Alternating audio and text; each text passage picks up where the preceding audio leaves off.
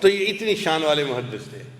اور دوسرا ان کی زندگی کا واقعہ اس سے بھی عجیب ہے کہ بیمار تھے، اور جو قریب طلباء تھے ان کو یہ فیل ہوا کہ حضرت کے بس آخری لمحات ہیں۔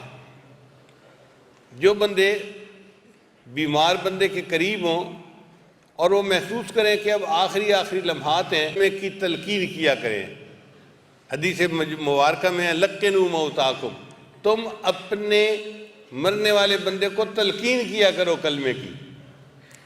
اچھا، اس معاملے میں تھوڑی سی وضاحت بھی ضروری ہے کہ اس موقع پر بہت سارے لوگ بڑی غلطیاں کرتے ہیں۔ سب سے پہلی غلطی تو یہ کرتے ہیں کہ جب ڈاکٹر دیکھتے ہیں نا کہ اب آخری لمحات ہیں اور وائٹل سائن نظر آ رہے ہیں اس کے مرنے کے، تو وہ نشے کا ٹیکہ لگا دیتے ہیں۔ اگر آپ مریض کے قریب ہیں تو ڈاکٹر کو اس وقت نشے کا ٹیکہ مت لگانے دیں۔ وہ کیوں لگاتے ہیں؟ ان کے ذہن میں تھیوری یہ ہوتی ہے جی کہ تکلیف سے بچانا ہے میت کو۔ بھئی یہ کافر کی موت نہیں، یہ مومن کی موت ہے۔ اگر اس کو موت کے وقت تکلیف بھی آئی تو یہ اس کے گناہوں کی بخشش کا ذریعہ بن جائے گی، اس لیے پریشانی کس بات کی ہے؟ اگر تکلیف ہوتی بھی ہے تو ہونے دو۔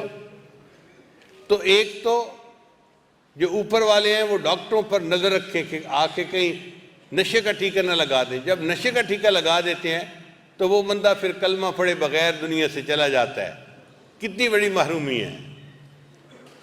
ایک تو اس بات کا خیال رکھیں، اور دوسرا یہ کہ جب لوگ اوپر والے دیکھتے ہیں نا کہ مریض آنکھوں کو بند کر کے چپ کر کے پڑا ہوا ہے، تو یہ چھوٹے چھوٹے بچوں کو لے کے آ جاتے ہیں، ابا جی ذرا آنکھیں کھولو نا، دیکھو آپ کے سامنے کون آیا ہے۔ بھئی ساری عمر تو اس نے پہچانا ان کو، اب موت کا وقت ہے، اللہ کو پہچاننے کا وقت ہے، اس کو ڈسٹرب نہ کریں۔ کبھی بیٹی سامنے آتی ہے، کبھی ماں آتی ہے، کبھی بیوی آتی ہے، اچھا بتائیں میں کون ہوں؟ بھائی اس کو یکسوئی کے ساتھ، انابت اللہ کے ساتھ اپنے اللہ کے حضور پیش ہونے دیں، اس موقع پہ اس کو ڈسٹرب نہ کریں۔ تو یہ غلطی بھی نہ کریں۔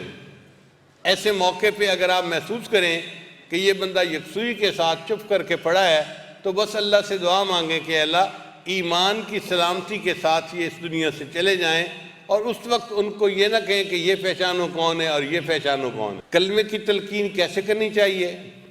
بعض لوگ زبان سے کہہ دیتے ہیں اس بندے کو، ابا جی کلمہ پڑھو نا، بھائی جان کلمہ پڑھ لو، امی کلمہ پڑھ لو۔ ایسے نہیں کہنا چاہیے۔ معلوم نہیں وہ کس حال میں ہے، اگر اس نے جواب میں سر ہلا دیا انکار میں تو پھر کیا بنے گا؟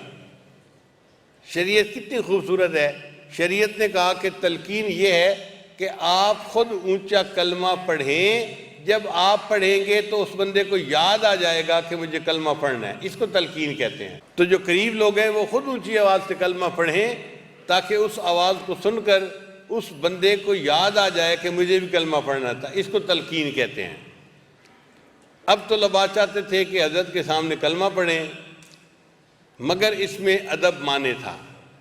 طلباء نے سوچا کہ ساری زندگی تو ہم نے ایمان اپنے استاد سے سیکھا، اب اس وقت میں استاد کو ہم کلمے کی تلقین کریں تو یہ اچھا نہیں لگتا، تو پھر کیا کریں؟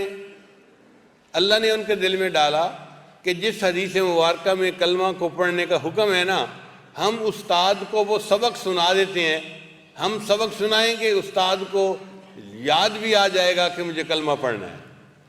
چنانچہ انہوں نے حدیث مبارکہ پڑھنی شروع کر دی، ان فلاں ان فلاں ان فلاں۔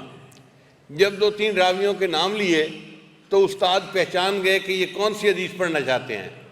چنانچہ ابو ذر رحمۃ اللہ علیہ نے ان طلباء کے ساتھ خود بھی حدیث پڑھنی شروع کر دی۔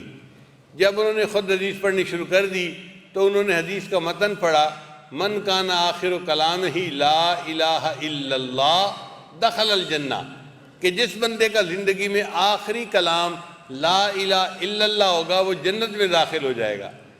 تو کتابوں میں لکھا ہے کہ جب انہوں نے پڑھا نا من کان آخر کلامہ لا الہ الا اللہ، اتنا پڑھنے کے بعد ان کی روح پرواز کر گئی اور وہ پریکٹیکلی جنت کے اندر داخل ہو گئے۔ ایسی خوبصورت موت اللہ ہمیں بھی عطا فرمائے۔